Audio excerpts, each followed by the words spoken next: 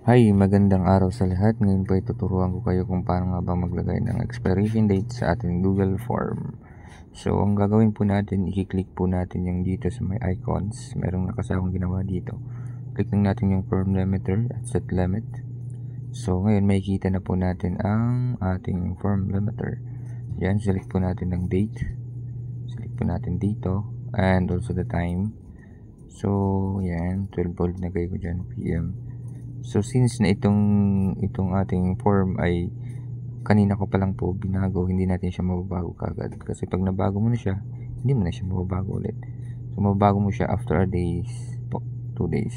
So kailangan check natin tong email para makita natin yan. So okay, kapag hindi niyo makita yung limiter dito sa gitna, makikita natin siya dito sa may gilid, sa may icons. Click natin yung get add-ons kasi add-ons yung name. At i-search lang po natin dito yung form limiter. Yun lamang po at maraming salamat sa panunood. Hanggang sa muli.